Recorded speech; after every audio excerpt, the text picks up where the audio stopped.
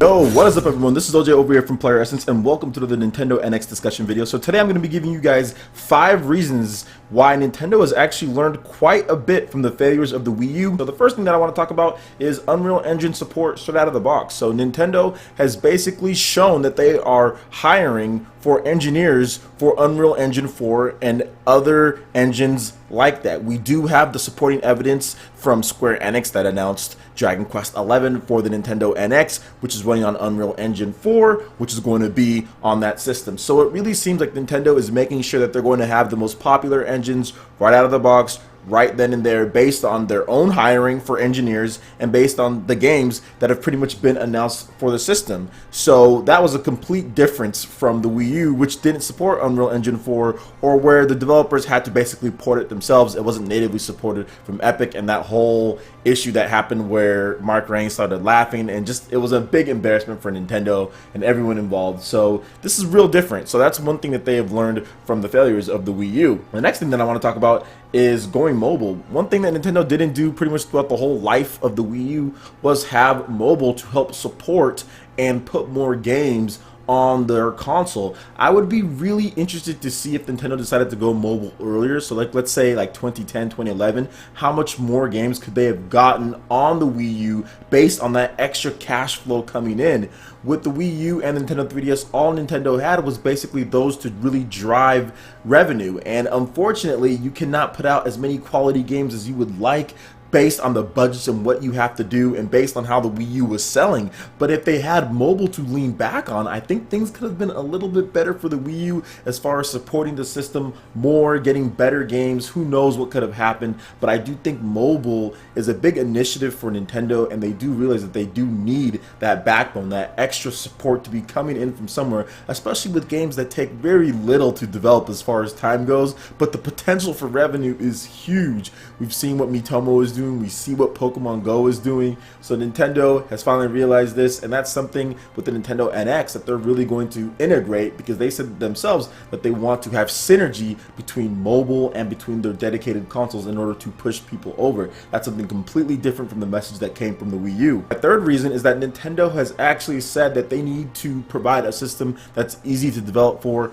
game developers. Scott Moffat, Nintendo's VP of Marketing and Sales, has basically said this, like, hey, we need to make sure that we provide a system that third-party developers want to develop on. They want to be able to put their games on there. It's easy, it's affordable, it's fast for them, and that's something that's completely different from the Wii U. With the Wii U, Nintendo just put out a system that was kind of different from what third-party developers had wanted. There wasn't a HUD, there was many issues with the system where third-party developers just weren't really on board with it. There were some, but many just said, nope, don't want to touch this thing. And Nintendo really felt it because there was just a lack of third-party support all around. So with the Nintendo NX, Nintendo has acknowledged this. Nintendo has now said publicly that yes, we need to provide a system that's easy for developers. And that kind of leads right into my next point, and that's the fact that Nintendo is communicating with third-party developers with features for the Nintendo NX. Tatsumi Kimishima, the president of Nintendo, basically said this. He said that, hey, we're talking to third-party developers.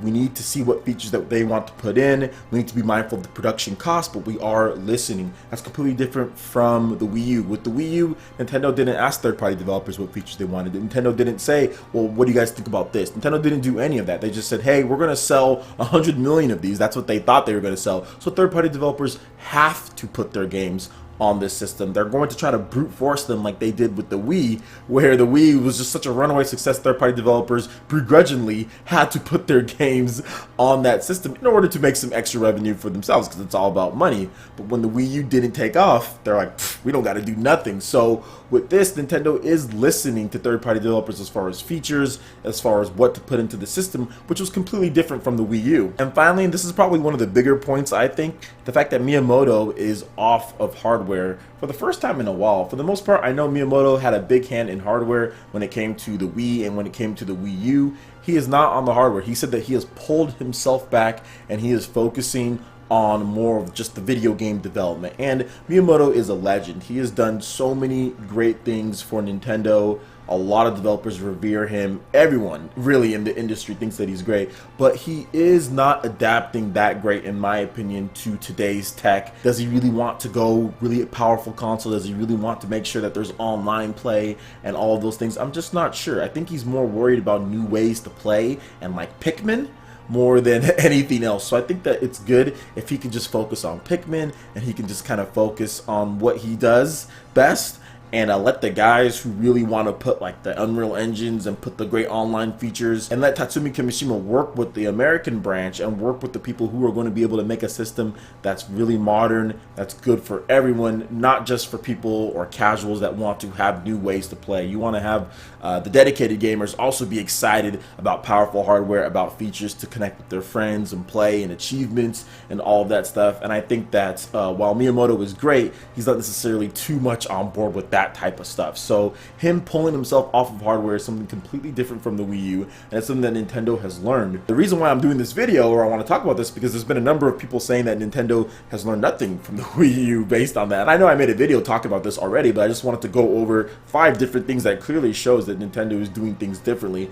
As a bonus, I can even add in the fact that how they're revealing the system. With the Wii U, Nintendo revealed the system more than a year in advance. There was leaks all over the place. They pretty much showed it off, tried to get every single major outlet saying this is the next new big gimmick with the gamepad, and they're just reissuing the whole gamepad, which caused some confusion with the casual consumers as far as if it's a new system or if it's an add-on and all of that. So with this one, they're doing that completely different. They're not talking about it like this. They're not pushing a gimmick or a gamepad a year in advance. They're waiting for the right time, the right date, and really going to hit you hard with software.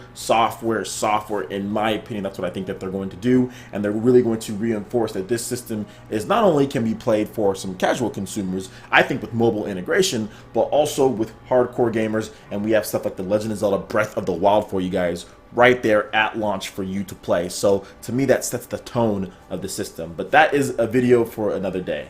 Alright guys, let me know what you think in the comment section below. What are some other things that you can think of that Nintendo has done differently to show that the Nintendo NX is not going to be another Wii U and they have learned from some of their mistakes? Let me know in the comment section below. Also, make sure you hit that like button if you did like this video. Let me know you guys want more content like this going forward in the future. And also subscribe to PlayerEssence for more news, reviews, trailers, tips, and tricks, and everything on the Nintendo NX. Thank you so much for watching. We'll see you for the next video.